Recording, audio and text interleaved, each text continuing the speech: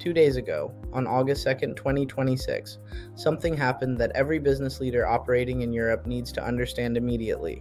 The European Commission's AI office began enforcing the EU Artificial Intelligence Act.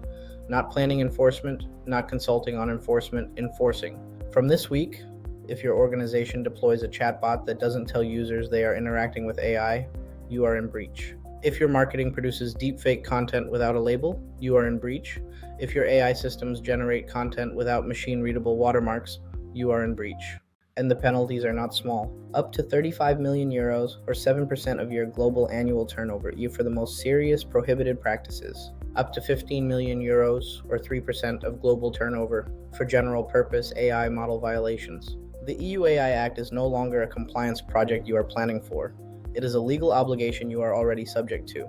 Today I'm going to break it down completely, so that by the end of this episode, you understand exactly what the Act says, what is now enforceable, what is still coming, and what your organization needs to do right now.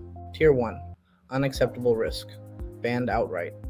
These are AI practices the EU has determined are incompatible with European values and fundamental rights. Social scoring by governments.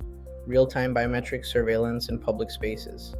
AI that manipulates people through subliminal techniques. AI that exploits vulnerabilities, age, disability, economic hardship to influence behavior. Predictive policing based solely on profiling. These have been prohibited since February 2nd, 2025. Tier 2. High risk. The most regulated category. AI systems deployed in critical infrastructure, education, employment, essential services, law enforcement, migration, border control, and democratic processes. These face the most stringent compliance requirements: technical documentation, conformity assessments, human oversight requirements, transparency obligations. Crucially, the Digital Omnibus deal struck on May 7, 2026, deferred these obligations to December 2, 2027, 16 months later than originally scheduled. Tier 3. Limited risk. Transparency obligations. AI systems that interact with people, chatbots, virtual assistants, AI-generated content, must disclose their nature. Users must know they are dealing with AI. Deepfakes must be labeled. Machine-readable watermarks must be embedded in AI-generated content. These obligations came into force on August 2nd, 2026, this week. Tier 4. Minimal risk, almost no obligations. The vast majority of AI uses, spam filters, AI in video games, recommendation systems, fall here. Let me be very specific about what changed on August 2nd, because there is significant confusion in the market about exactly what is and is not currently enforceable. From August 2nd, 2026, chatbots and other interactive AI systems must tell users they are dealing with AI, not a human. Deepfakes must be labeled. The AI office now has powers to request information and documentation, obtain access to AI models for evaluation, require corrective or risk mitigation measures, and impose fines of up to the higher of 15 million euros or 3%. For organizations that already had AI systems on the market before August 2nd, there is a 4-month grace period to implement the content watermarking requirements. 3 new compliance deadlines also emerged from the Digital Omnibus deal. December 2nd, 2026, prohibitions on AI-generated non-consensual intimate imagery. December 2nd, 2027, the full high-risk Annex 3 obligations. The single most important development in EU AI regulation in 2026, and the one most organizations do not yet fully understand, is the Digital Omnibus on AI agreed on May 7, 2026. This is not a weakening of the Act. It is a pragmatic acknowledgement that the technical standards needed to implement high-risk compliance were not finalized in time. If you use AI chatbots or virtual assistants, act this week.